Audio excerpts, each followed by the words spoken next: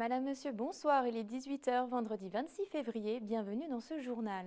Dans l'actualité ce soir, la visite de François Hollande à Annemasse. L'ancien président de la République a rencontré des lycéens et des collégiens ce vendredi pour aborder des sujets d'actualité comme l'écologie, la liberté ou encore les relations internationales. Reportage à suivre dans ce journal. Et puis on ira du côté du Mont-Saxonnais, en Haute-Savoie. L'unique épicerie du village a retrouvé des couleurs après 3 ans de galère. Un repreneur a enfin été trouvé. Jean-Paul Crispy y est allé pour fêter sa première bougie. Et on commence donc ce journal avec un invité de marque au lycée des Glières à Annemasse. François Hollande est venu ce vendredi matin échanger avec les élèves sur des thématiques d'actualité, écologie, laïcité ou encore relations internationales. Autant de sujets passionnants à évoquer avec l'expérience d'un ancien chef d'État. Sébastien Germain a pris des notes pour nous. À un moment, il y a le rejet. Donc voilà les deux leçons du pouvoir. Tenir bien son cap. Et la seconde leçon, c'est d'associer le plus grand nombre et de faire qu'on puisse s'unir et se rassembler dans les événements les plus importants. Ce vendredi 26 février 2021 restera une date à part pour cette cinquantaine d'élèves de terminale, section histoire-géographie, géopolitique et sciences politiques du lycée des Glières à Annemasse. 1 heure durant, ils ont eu droit à une séance de questions-réponses avec François Hollande, 7e président de la 5e République. À l'origine de cette venue, c'est 3 élèves de terminale. Et le moins que l'on puisse dire, c'est que cet entretien avec l'ancien locataire de l'Élysée a été apprécié et surtout remarqué. C'est un échange dont je m'en souviendrai sûrement toute ma vie. Et beaucoup de fierté évidemment et énormément d'enthousiasme puisque c'est vrai qu'on part de zéro et on arrive à le faire venir, le faire échanger avec des élèves, partager un moment comme ça avec des élèves. Ça n'arrive pas tous les jours. Je le trouve très très imposant, le président. Et le voir devant nous, en fait, ça nous a permis d'avoir beaucoup de réponses à des questions qu'on se posait depuis le début de l'année, vu qu'on fait par exemple la spécialité géopolitique. Et donc c'est vrai que le voir personnellement et le voir en plus nous rapporter ces questions, c'était vraiment c'était très enrichissant personnellement. De son côté, François Hollande, pour qui le devoir de transmission de l'engagement est une des priorités, n'a pas hésité à souligner la pertinence des questions qui lui ont été posées. L'ancien président de la République a semble-t-il aimé ce moment passé avec la jeunesse. Je trouve que c'était un très bel exercice. Ils n'étaient pas timides quand même. Ils avaient même retrouvé des déclarations que j'avais pu faire et des interpellations qui m'étaient faites. Et ça, c'est bien aussi de pouvoir confronter avec un ancien président qui leur donne son expérience. Donc voilà, j'étais tout à fait ravi de voir cette jeunesse. Laïcité, environnement, guerre épée ou encore exercice du pouvoir. Les thèmes abordés ont été variés et en plein dans l'air du temps. C'est aussi une exigence de liberté, vous avez entendu combien c'est pesant pour les jeunes de vivre dans ces conditions-là, mais qu'ils l'acceptent, mais qu'ils savent qu'à un moment, il faut aussi que les règles de liberté puissent reprendre leur place. On croit toujours que la jeunesse, elle est séparée du monde, qu'elle ne s'occupe que d'elle-même, qu'elle est sur les réseaux sociaux simplement pour entendre des fausses informations ou jouer. Ben non, pas du tout. Ils sont avertis de ce qui se passe dans la plupart des pays du monde et des grandes causes qu'il faut défendre. A noter qu'une classe section défense du collège des Allobroges de La Roche-sur-Foron était associée à cette opération. Et après cet échange, François Hollande a même eu droit à un bain de foule et sa venue aura peut-être suscité des vocations. Qu'est-ce que vous voulez faire plus tard alors ?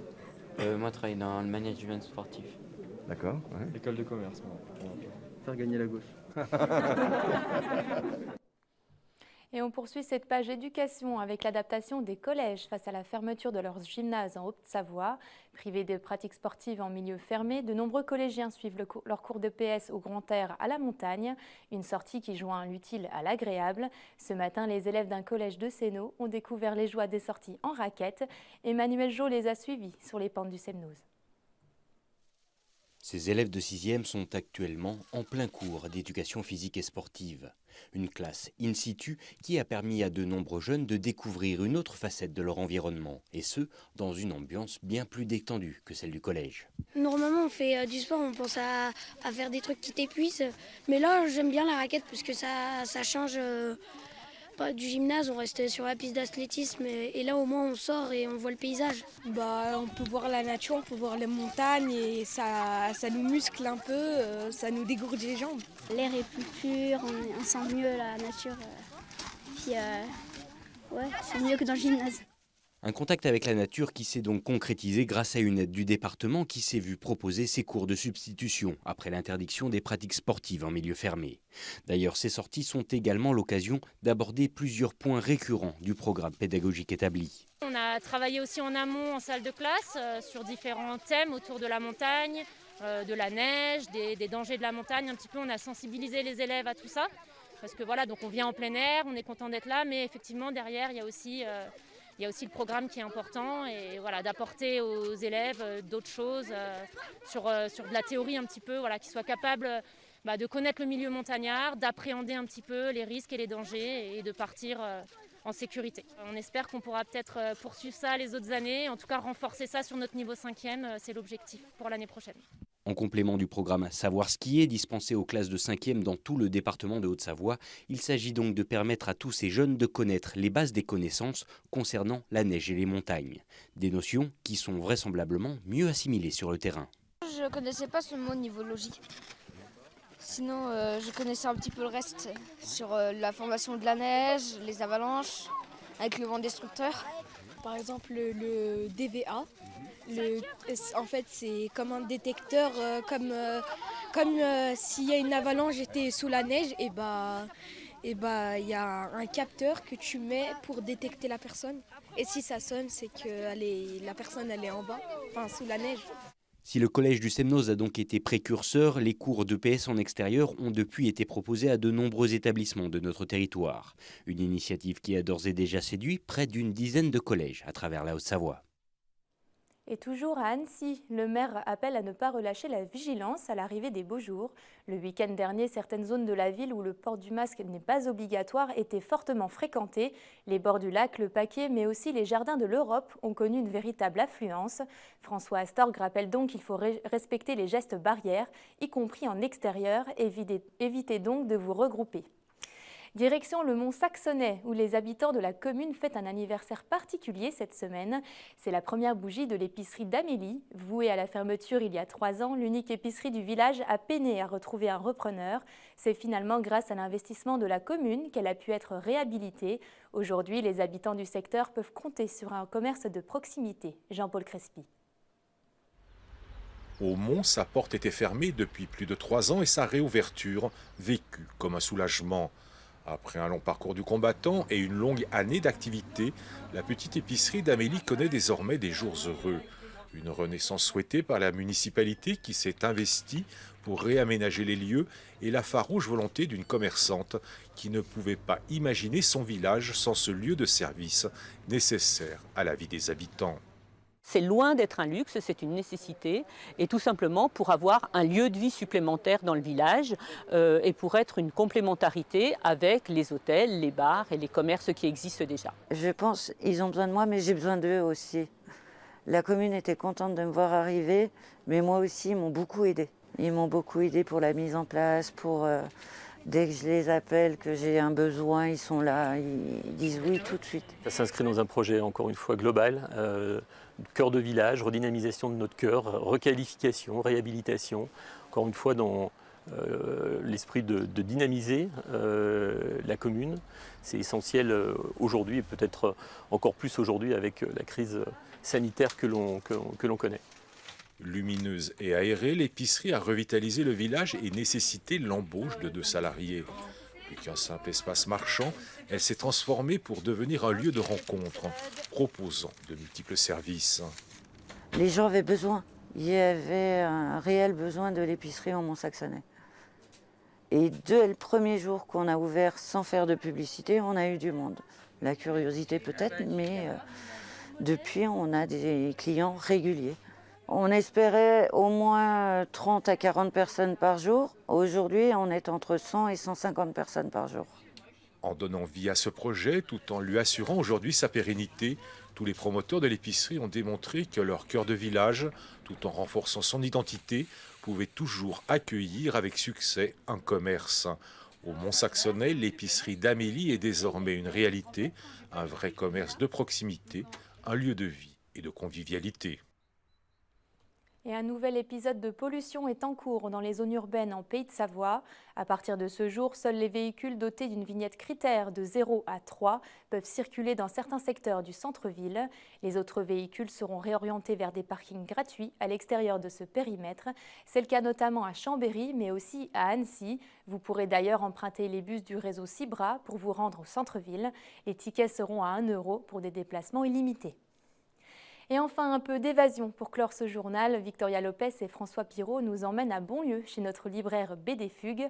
Le co-gérant de la boutique, Vincent Poirier, nous a présenté quelques BD primés au Festival d'Angoulême. On regarde.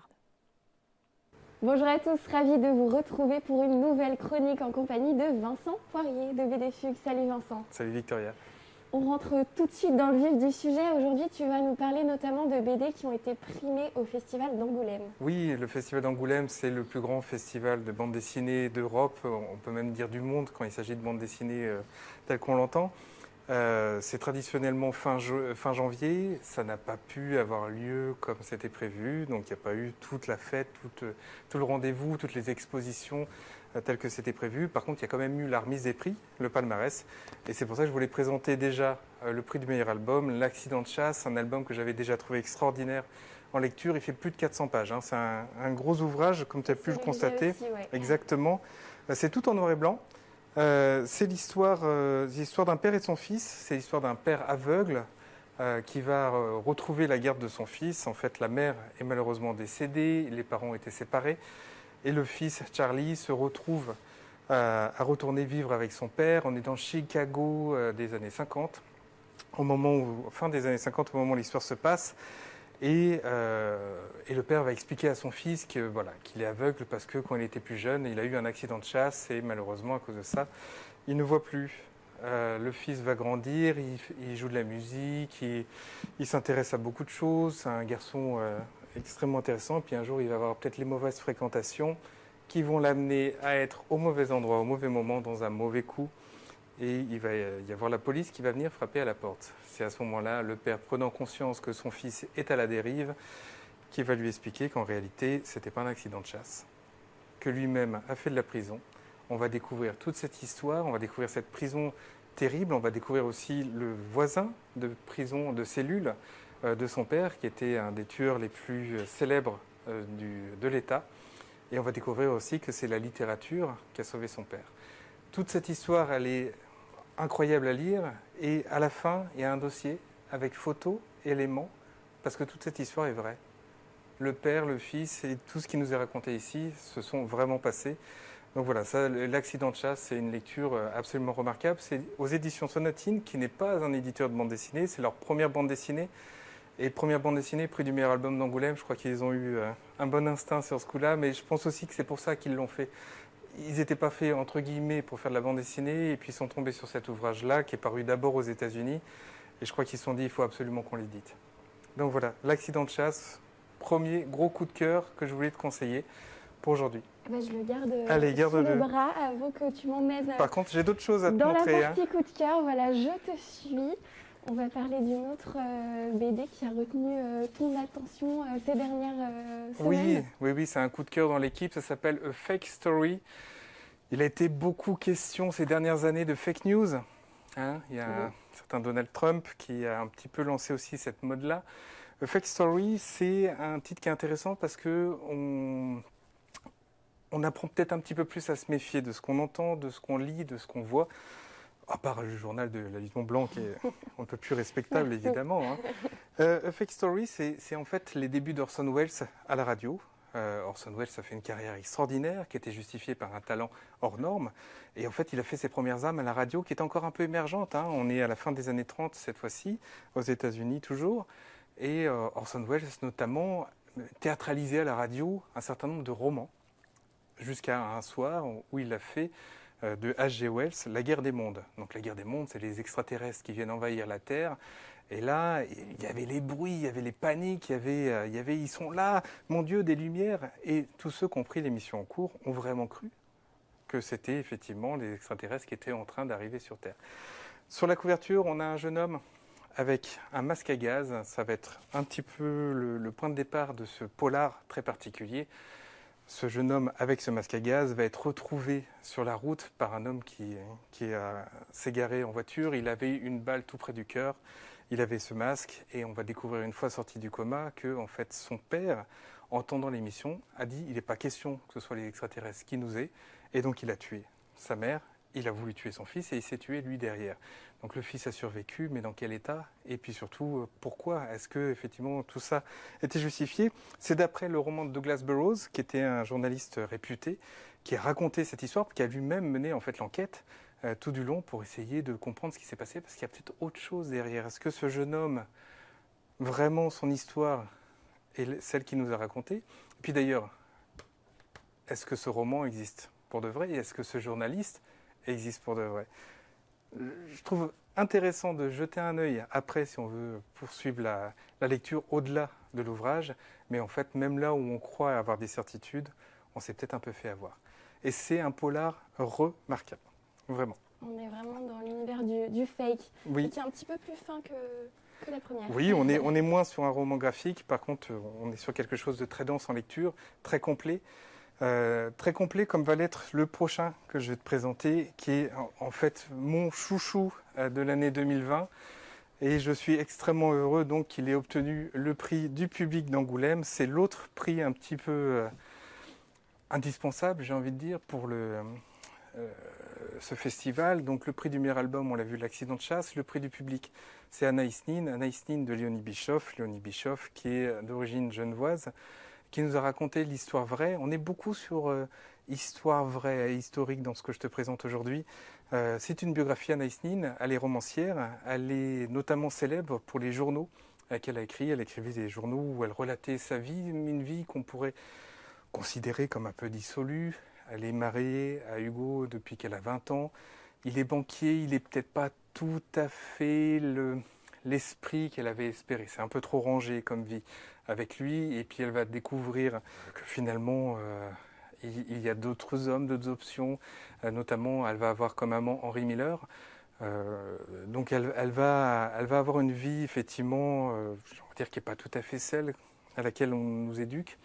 Par contre, c'est raconté avec une véritable liberté. Et donc dans ces journaux, elle reprenait tout ça. Tous ces journaux avaient été publiés avant sa mort en 1977. Et c'est ensuite qu'ils ont été, j'ai envie de dire, non censurés et qu'on a eu la version finale. Le dessin est extrêmement doux, extrêmement poétique pour nous raconter l'histoire de cette femme qui a marqué la littérature, parce que non seulement elle avait une grande capacité, enfin une grande qualité d'écriture, mais au-delà de ça, en fait, la liberté de ce qu'elle s'autorisait à raconter, c'était aussi finalement une première étape du non-dit. Une femme est plutôt dédiée au plaisir de l'homme, plutôt dédiée aux besoins de l'homme. Et là, effectivement, elle parlait de ses propres désirs, de ses propres envies. Et c'est voilà, un titre une collection, une littérature qui a été déterminante. Et ici, on va découvrir un petit peu la femme qui est derrière tout ça. Le travail de Léonie Bischoff est fantastique. Sur l'écriture graphique et narrative de cette biographie.